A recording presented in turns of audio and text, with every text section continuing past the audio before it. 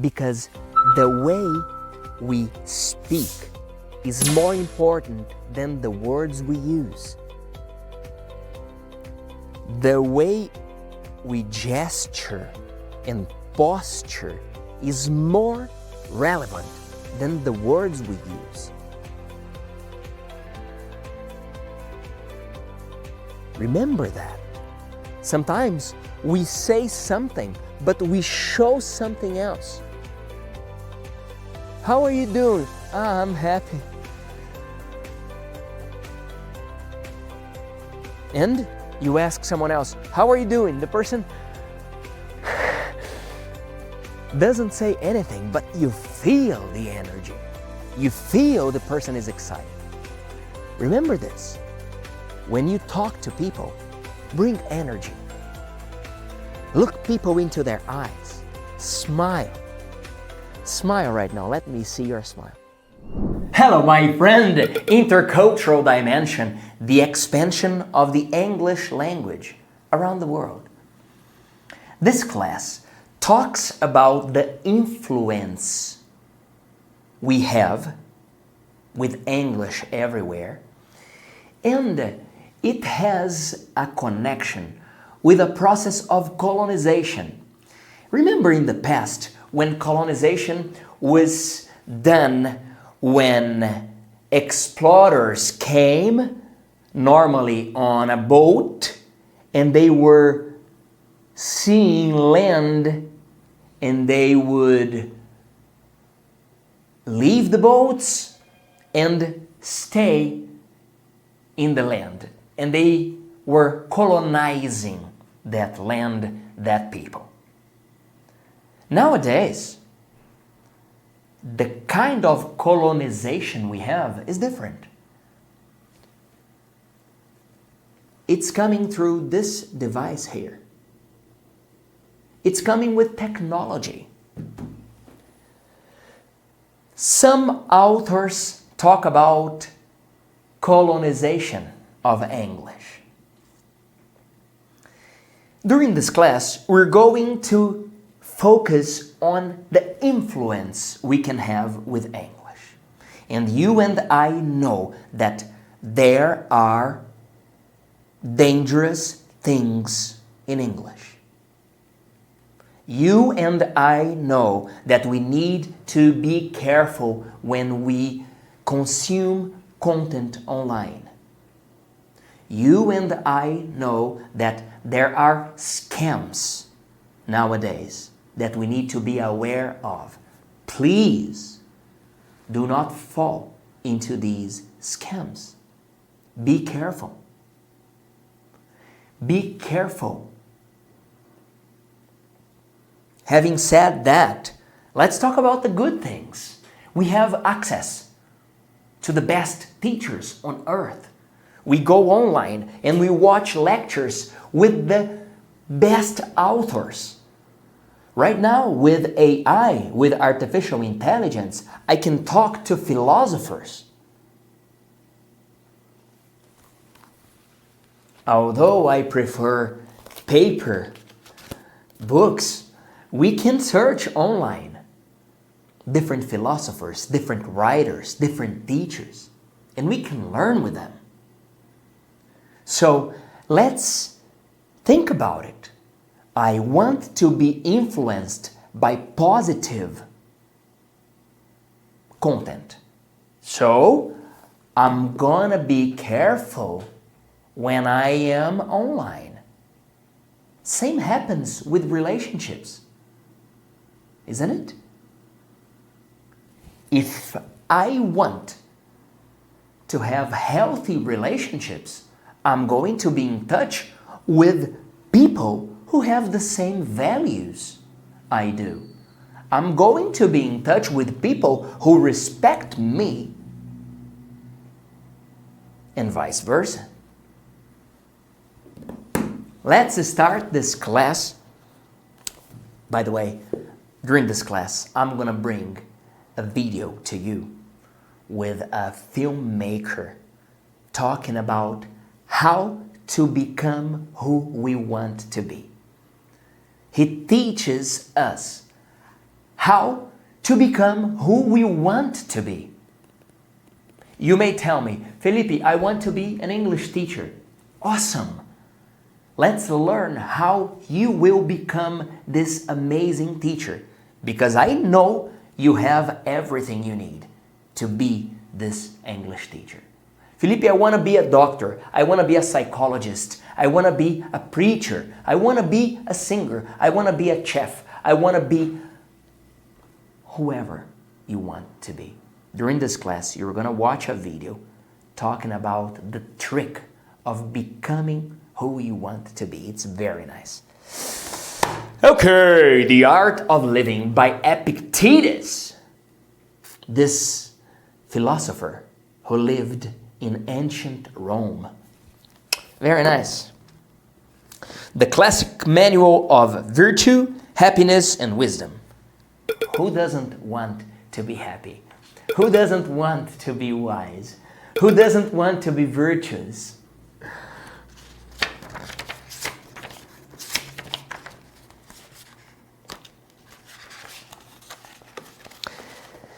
Epictetus believed that the main goal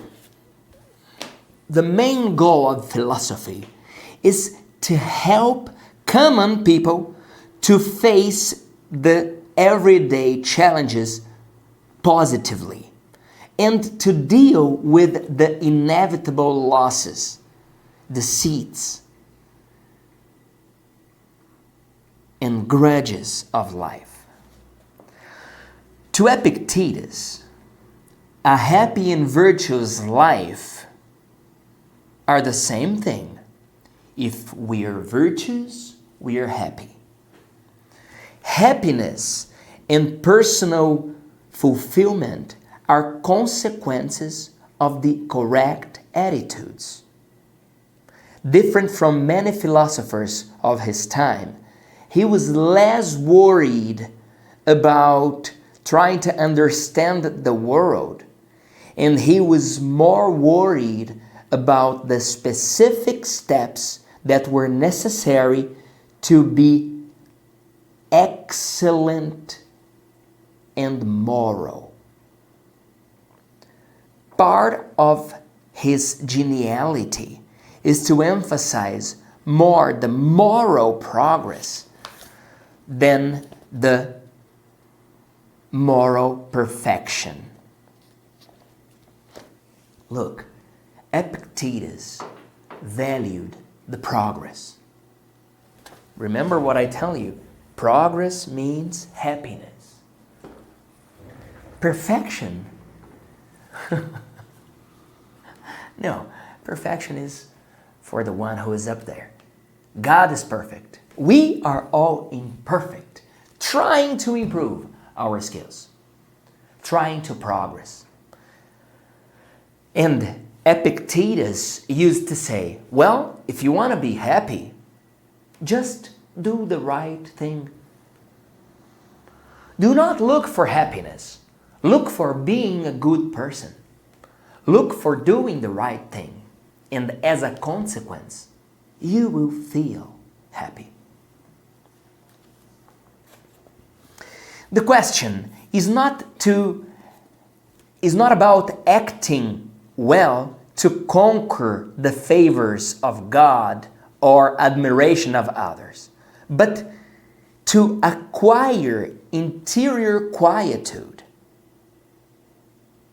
Moral excellence is available to everyone, anytime, rich, poor, literated or not. Epictetus developed a conception of virtue that is simple.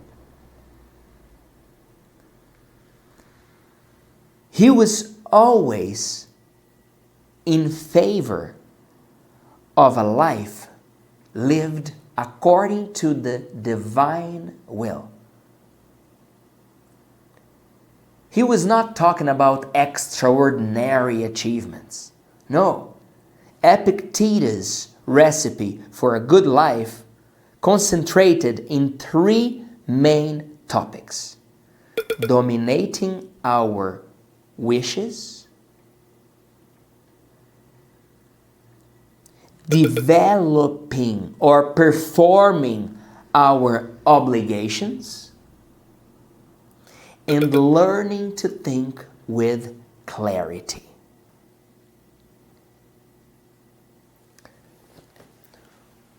What is Epictetus telling us?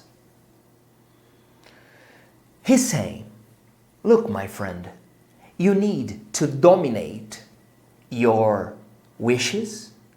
You need to dominate your animal instincts, no matter where. When you were eating, when you were looking at other people, you know what I mean? You need to dominate your instincts first. Then, you need to do your job. Are you a professional? Do your job. Are you a student? Do your job. Are you a parent? Do your job. He calls our obligations. So first, dominate our instincts. Second, do our job. And the third, I'm forgetting the third. Exactly. The third is thinking with clarity. So I dominate my instincts, I do my job, and I think with clarity. And when it comes to thinking with clarity, is getting to know what is on us and what doesn't depend on us. I'm going to do 100% of my part, and I let it go.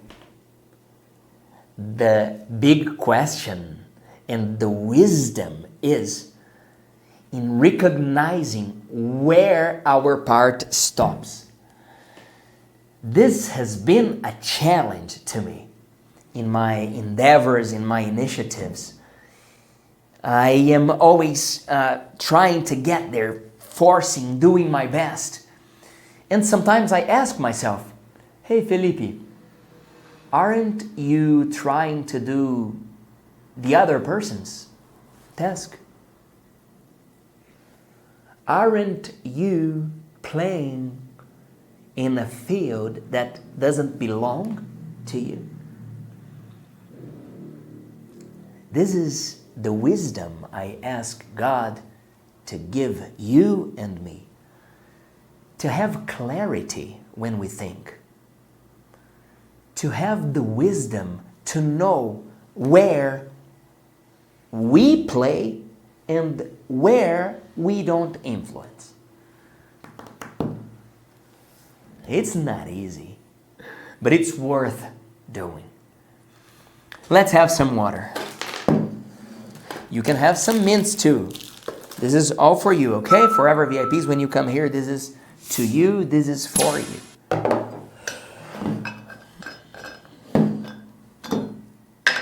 Let's go.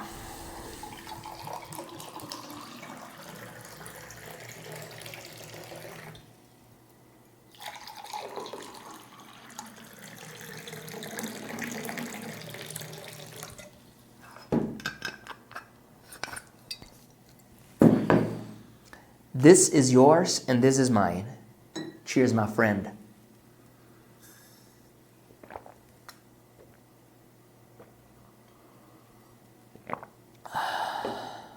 I assume that you were hydrating yourself during the day, okay? Am I right? I love to see you here. Welcome back. Let's move our bodies. Let's go. Here we go. Move your body.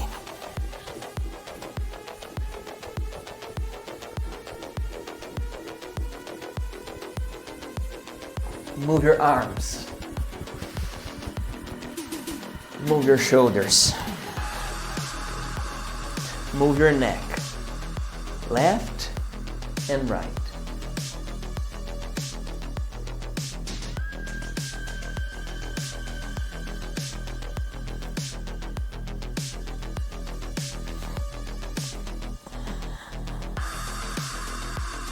okay?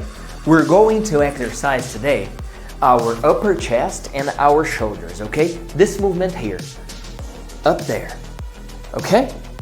Let's go together.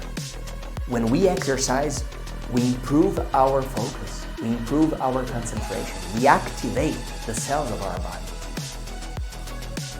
I promise you, you are not wasting your time. Every minute, every second of our classes, I plan, I write, I prepare, and I do the best to give you a good experience of learning and fun. So please join me. Do not leave me alone exercising. There we go. 1, 2, 3, 4, 5, 6, 7, 8, 9, 10. Okay, release your shoulders. Now let's do that movement as if we're picking something from the floor, okay? We touch the floor and we get back. We touch the floor and we get back. Let's do it. Come on, let's do it together. You count for us. You count. 1, continue.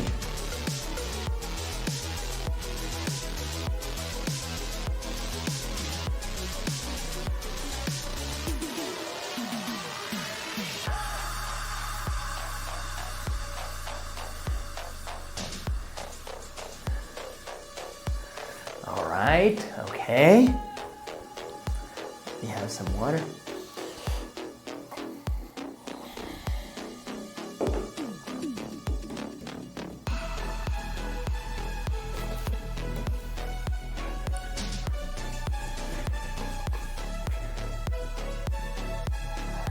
Now let's stretch.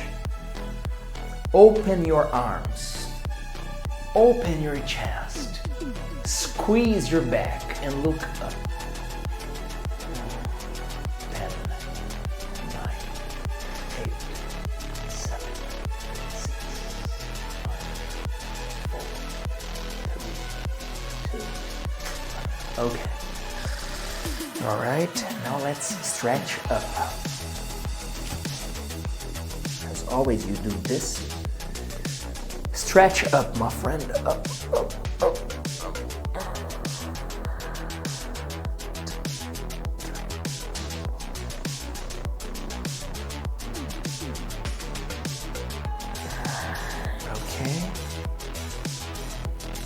Now we're going to breathe. We breathe in 2 times. We hold and we breathe out. As always, we breathe in pure energy. We breathe in the wisdom we want and need. And we breathe out the worries. We breathe out the loads, the backpacks we don't need to carry anymore. Okay?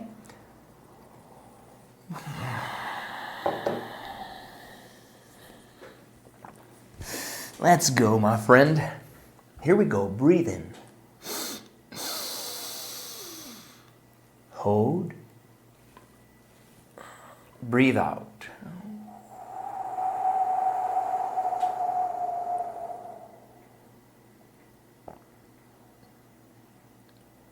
Breathe in.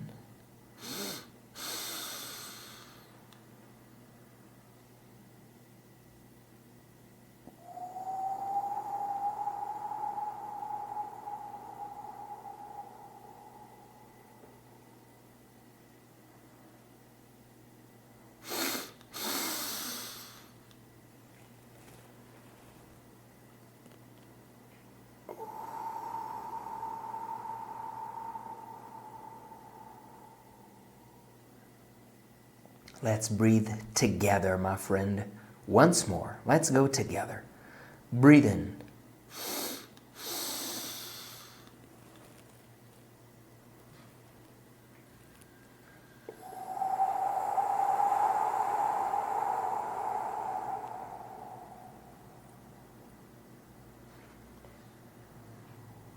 All right. Let's go. Are you ready? It's a nice class. You are going to enjoy it. Remember, you were not alone. You have no idea how many people love and admire you. I am one of them. 3, 2, 1. Hello, my friend! Modal verbs with different adjectives. Você aprende agora em minuto. Boring. It must be boring to have arguments at home every day. It must be nice to have open conversations and honest sentences.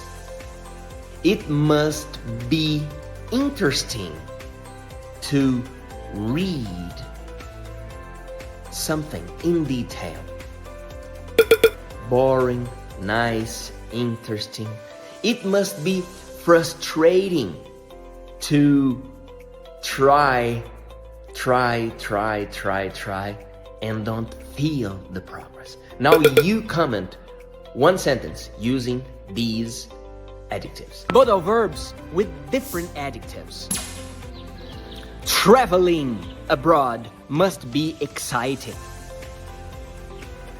Answering complaints all the day must be annoying. Making the same mistakes all the time must be disappointing. Annoying, exciting, disappointing.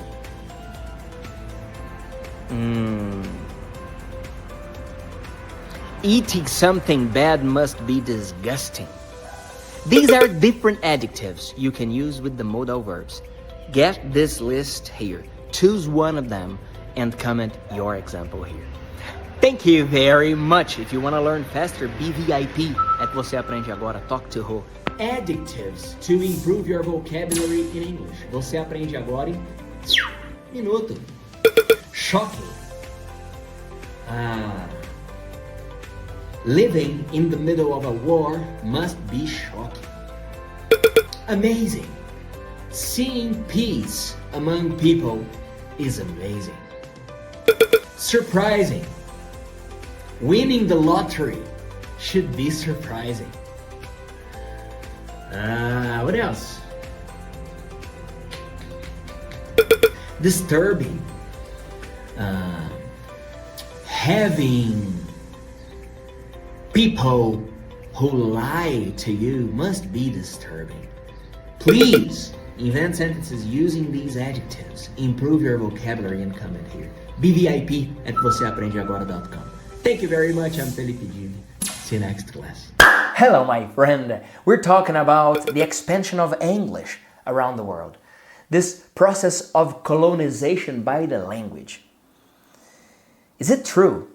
Yes, it is. Are we influenced by the English language? Yes, we are. No doubt. And now we're gonna watch a video of different people from different nationalities talking about how the language influences how they feel, how they talk, how they think. Let's go together. Let's watch this together. This is a video by BBC, and the question is, do we think differently in different languages? Let's watch it together. So do we think differently in different languages? Okay. В других языках мы Sorry, it's like a tongue twister. That's a brilliant question.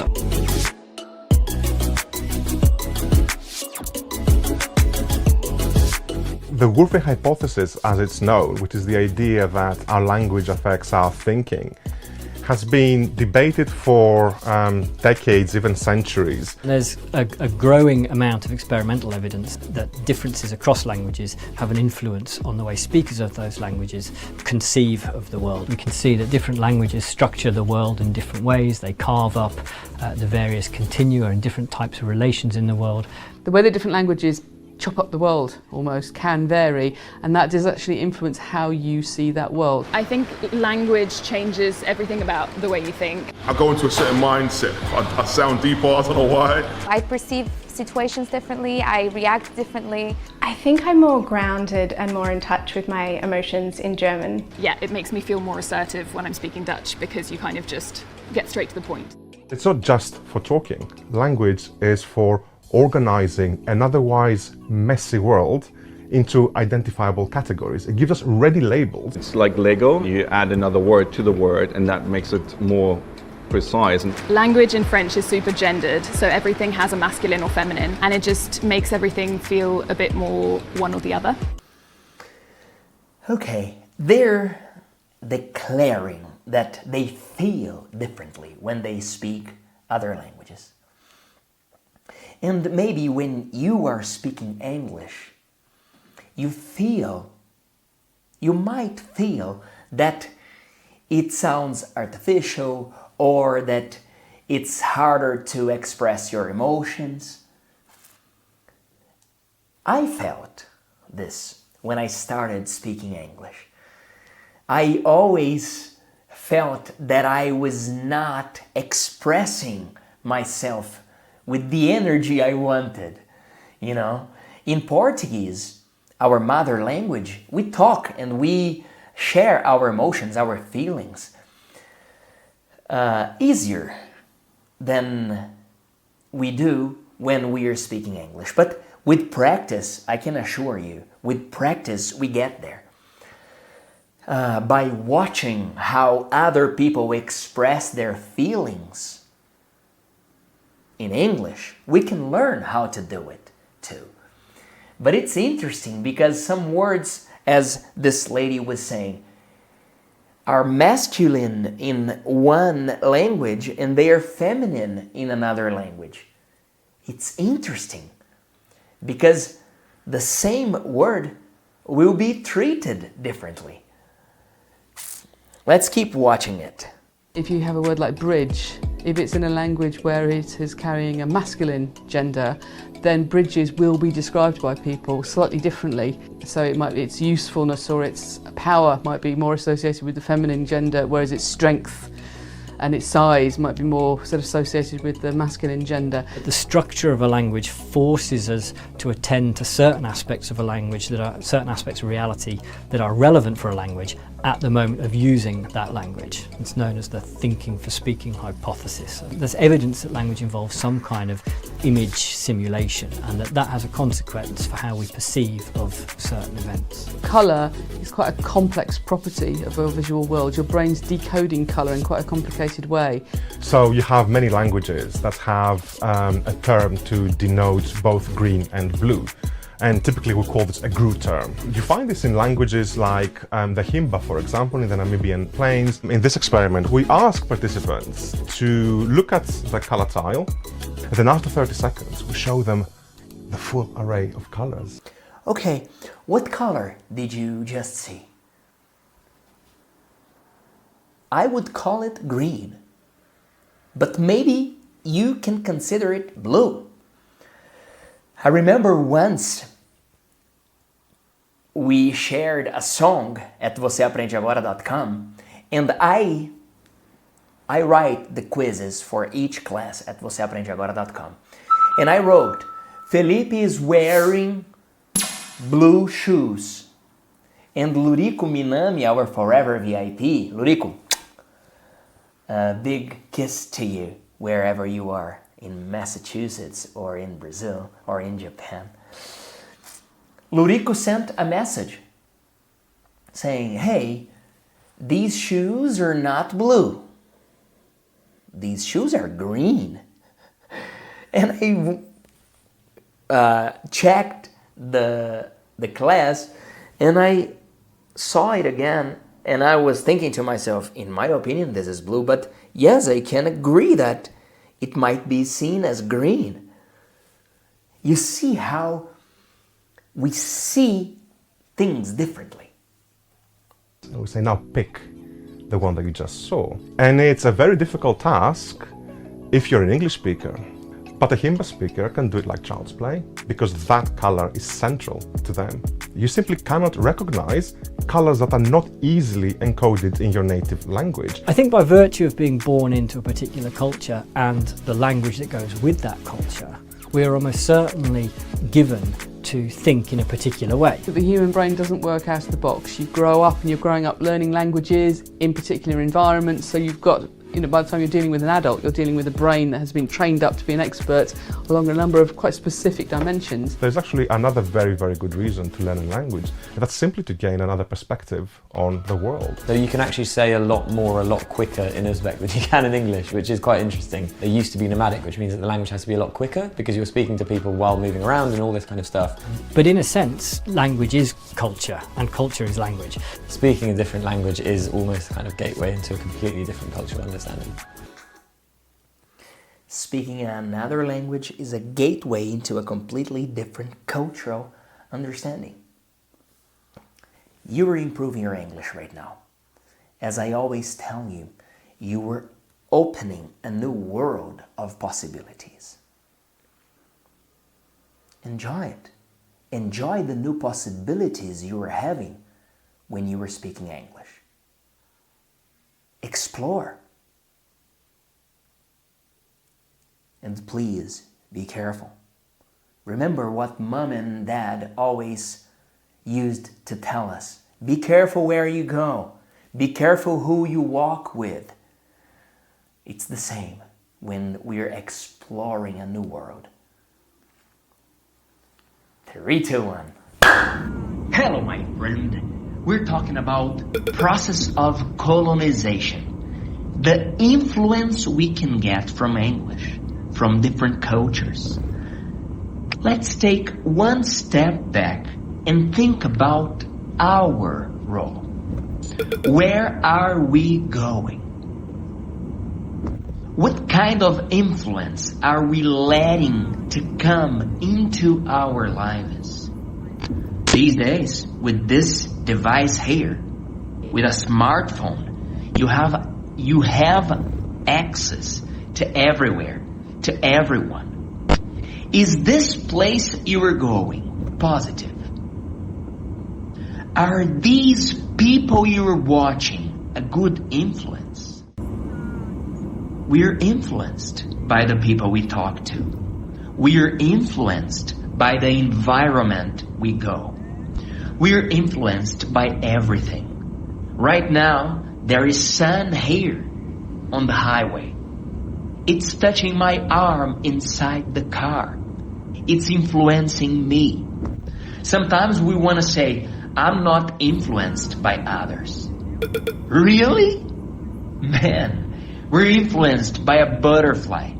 There's one theory that when one butterfly moves its wings in Japan, we're influenced here in Brazil. What do I mean with it? Well, be careful when you search online. Be careful when you talk to people. Be careful when you're watching films. Be careful when you're listening to different songs. If this influence is good, go ahead. If this influence is bad, please run away. Do not wait until it's too late. You know what I mean? 3, 2, 1. Hello, my friend. Intercultural dimension, the expansion of English, process of colonization through the language. Is it real? Yes, it is. How can we protect ourselves from the dangers of being exposed to an open world? Right now, with cell phone, with computer technology, and with English, we have amazing opportunities, and we also have threats. How can we avoid trouble?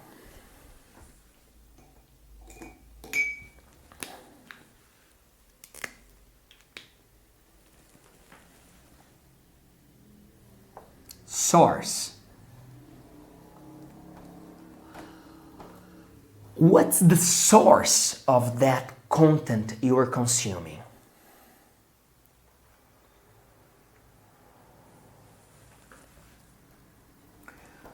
Do they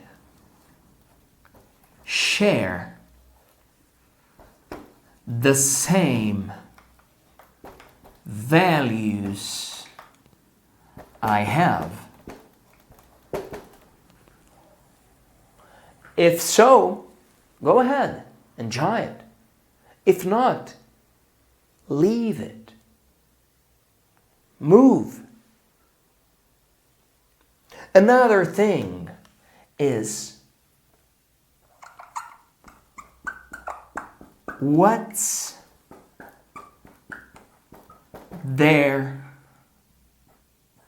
purpose with it? You were watching a movie. You were watching a soap opera. You were watching the news. What's their purpose with it? Are they trying to please a specific group? Are they advocating for a cause? Just be careful when you were exploring the world. I want to see you exploring the wonders of this world. And at the same time, I ask you to be careful, because you and I know that sometimes we have bad influence coming to our lives through the screens we have. Be careful with it. Now let's enjoy a song. 3, 2, 1. Hello, my friend. Today, with the company of Marcos and Alessandro, the cheese makers from Fazenda Varjão in Brazil, the best cheese of the world. I can get a piece here, and I guarantee this is the best cheese of the world, sold by Dona Ana, known as my mom. We're gonna sing Dire Straits, Walk of Life. Oops.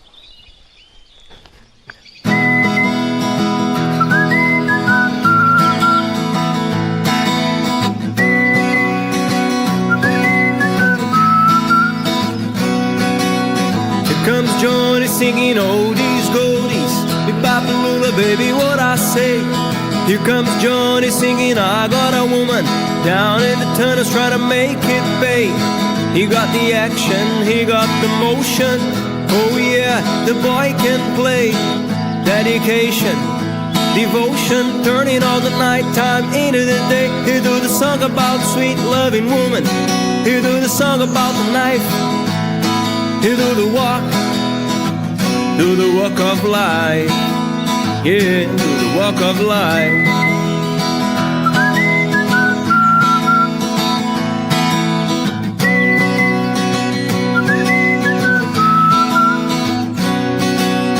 Here comes Johnny and he'll tell the story. Hand me down my walking shoes.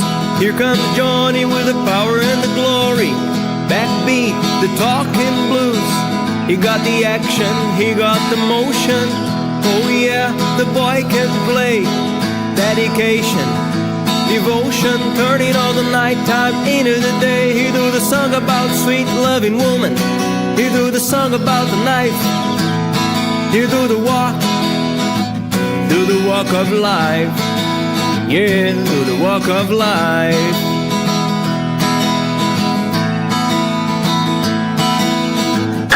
Yes. We're talking about the process of colonization, the exterior influence. Now, I would like to invite you to get to know yourself. What are your traits? What are your advantages, your gifts? How can you develop them? How can you use your dedication, your honesty, your gratitude, your discipline to move forward? How can you use these wonderful seeds you have to get the fruits later? Let's use this potential. There's nothing wrong with it. Let's use this in your favor. Okay? 3, 2, 1. Hello, my friend. I love to see you here. Welcome back. Today, the summary of the 5 values to prosperity based in science. Some months ago, we launched this series and we brought wisdom from the 3 biggest religions in the world: Hinduism, Islamism, and Christianity. Some students told us religions don't make sense to them because they don't believe in God. That's fine. I decided to search in science to see if science proves that gratitude, dedication, honesty, being fast and excellent in whatever we do, and meritocracy really bring prosperity. And I found it. During this series we're finishing now, I presented to you Rhonda Byrne talking about Isaac Newton proving the value of gratitude. Malcolm Gladwell in this Outliers talking about dedication. We studied examples from Bill Gates, Mozart, the Beatles, the importance of dedication. Then we studied TED Talks by Chris Anderson talking about honesty, value number 3 to prosperity. Chris Anderson identified that the most successful presentations had one thing in common: they were honest, they were transparent. Then we came to Charles Duhigg, Faster and Better. We talked about the importance of being fast and excellent in whatever we do. The importance of setting goals to yourself. Smart goals. Goals that are specific, measurable, achievable, realistic, timely. Then we came to the last value to prosperity, meritocracy. Our reference was Robert Kiyosaki, the rich entrepreneur. We read his story about the time he was working for Xerox. And he said, the more I knocked doors, the more sales I had. The more dedication I had, the more result I had. The explanation about meritocracy. These are the 5 values to prosperity: gratitude, dedication, honesty, being fast and excellent in whatever we do, and meritocracy. Comment here, what is your goal for this month? What is something you want to do? Comment here. The more you participate, the more opportunities you have. Hello, my friend. We're talking about the influence we receive when we speak in different languages. You watched the video of people talking about how they communicate in French, how they communicate in Russian, how they communicate in German. Each language has its culture. The guy said, language is culture and culture is language. I agree with him. And there are words we have in Portuguese that we don't have in English. For example, saudade. Saudade is a Portuguese word. In English, we say, oh, I miss my family. The verb miss means sentir falta. You can also say, oh, I always miss the time of my English class. It's the same verb.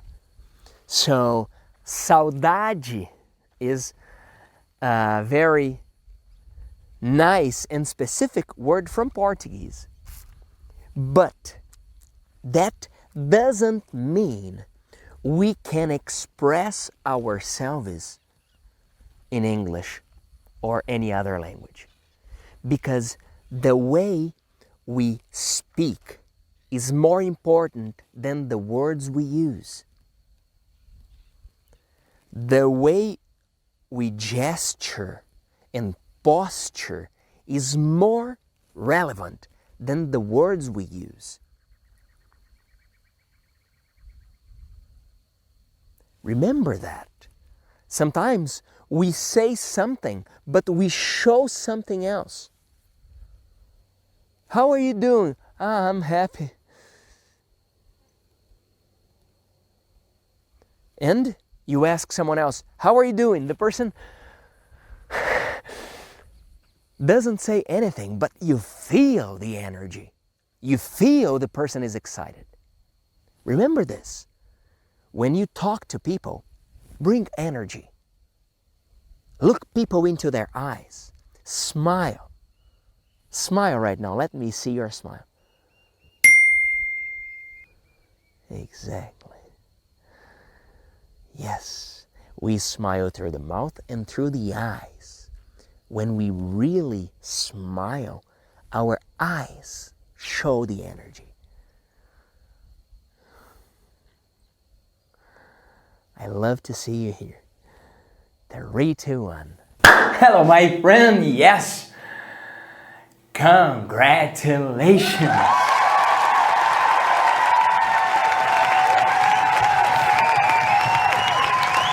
It's so good to see you here. And you're growing. You are acquiring new knowledge. You are developing your skills. And progress means happiness. The more you learn, the more you grow. The more you grow, the more you serve other people. And the more you serve other people, the more responsible you feel for doing the right thing, which is exactly what we started talking about when I was reading the Epictetus ideas to you. Come here. I want to show you a video that talks about the trick to becoming who you want to be. During this class, we talked about the expansion of English around the world. We saw different people talking about their thoughts when they're speaking different languages, right? And I also told you about the importance of be careful with the influence you are having. Be careful when you were online. Okay? Let's watch this video here. This is film director. His name is Robert Rodriguez. Let's watch him and let's talk about his ideas. Can you say more about labels? So label, I'm going to give you my favorite label example. And it's a thing I realized now when I did the audiobook that I already knew and had forgot. People would come up to me sometimes and tell me some quote from my book, and I'd be like, that was from my book? I was smart back then. What happened? But there was something I said in the book saying, stop aspiring. Stop saying you're an aspiring filmmaker. People come up to you, I'm an aspiring filmmaker. The words we use are really strong. You're always going to be aspiring. You're never going to get there if you call yourself somebody who's on the journey. Yeah. What is he saying? Choose your words wisely. We need to choose our words in a way that they will push us forward. Sometimes we might use words that pull us back and don't let us move forward. He's saying, if you want to be a doctor. Don't say, I'm an inspiring doctor. No, I am a doctor. I am an English teacher. I am a good father. I am a good mother. I am a fantastic student. I am a good brother. I am a good friend. Let's keep watching this guy. Say you're a filmmaker. Make a card. I said, make a business card that says, I did, director, cinematographer, editor. Then what do you have to do? Just like the label, you have to conform to your identity. You have to go do that stuff now. And suddenly I have movies out. You go make movies because that's what a filmmaker does. What does an aspiring filmmaker do? Aspire. Aspires. Yeah, you aspire. I knew that back then, but I'd forgotten it. And the reason I remember it is you always remark, hey, Robert, you're always in good shape. Did I ever tell you I hate sports? I hate working out. Did I ever tell you that? I'm not sure you told me. All through high school, they would want me to be on the team. Small school, I was so tall. Please come be on our team. I was like, I don't know. Which sport? Football? Any of them. Basketball, football. We need players, and you're so big. Come be on the. I was like, I don't even know how these games are played. I've never followed sports. I'm a filmmaker. I'm an artist. I'm a musician. There's a line in the faculty, Elijah Wood says, that's my line I used to tell people. I don't think you should run unless you're being chased. I just did not love exercise at all. But then later when I was making movies, my back kept going out because I was doing Steadicam, because I was sitting drawing for long hours. My back every year would go out really bad, where I needed like a walker and cortisone shots, cortisol shots on my back. I remember Ricardo Montalban in his wheelchair at 84, and I had a walker. The spike gets to my back, and he goes, Robert, I'm 84. What's your excuse? You have to work out. I was like, I know, but I don't know how. I hate sports. I hate working out. The next year I worked with Stallone.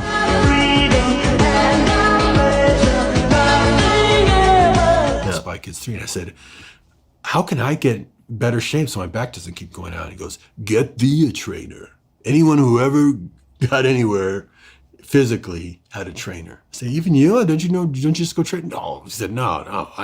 I'd rather, rearrange my sock drawer than go work out. Yeah. I was like, well, even if you even need a trainer, well, what chance do us mortal men have? Yeah. So I got a trainer. Mm-hmm.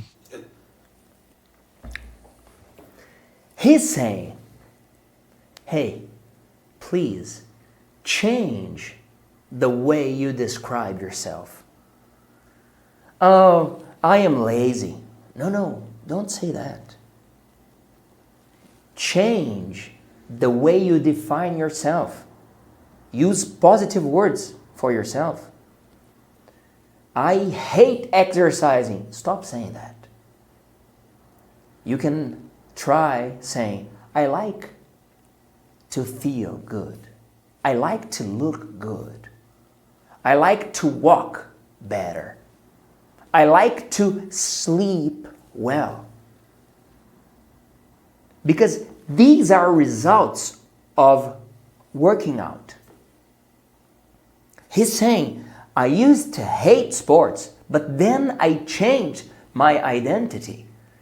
Because every time I had a film, he's a film director, every time I had a film, I would hurt my back so deeply that I needed a walker to walk. Let's keep watching this champion.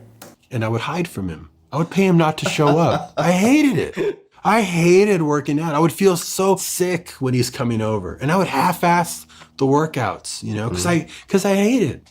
Okay. So this woman, friend of mine from Mexico, older woman, my doctor told me I have to stop smoking, so I'm not smoking right now. I said, you're going to go back to smoking. Yeah. Because your identity is a smoker. Yeah. You're saying you're a smoker. You're going to go back. You have to change your identity. You have to say, I'm a non-smoker. Mm-hmm. I'm a non-smoker. Because then if you just identify yourself as that, you're going to then conform to your identity. And you're going to, what does a non-smoker do? They hate smoke. Makes them sick. Stay away from cigarettes. All right, I'll try that. I don't know if it worked because I didn't follow up. But right away I thought, hey, I should apply that to myself. It's a good thing to go checklist yourself every few years. Mm-hmm. Where are some places that I'm not doing that I can change the label? Mm-hmm. So you know what I did? And you got to go 180. Yeah. If you go by degrees, you ain't going to get anywhere. Yeah. 20%, 30% bullshit. 180. I went from being hate sport. Of course I hate working out. What do I say to myself all the time? I hate sports. I hate working out. I hate exercise. I love food. I have to change my identity. You know what I said? I'm an athlete. I'm an athlete. I'm an athlete. By the next day, everything changed. What does an athlete do? Loves to work out, makes time to work out. There is no time, but you make time when you love something. You eat right, because you're an athlete. As soon as your identity changes, your label, you conform to that. So that's the power of identity and the words we choose to describe ourselves. With this, we end this class. Remember Epictetus. Control your instincts, do your job, and think with clarity.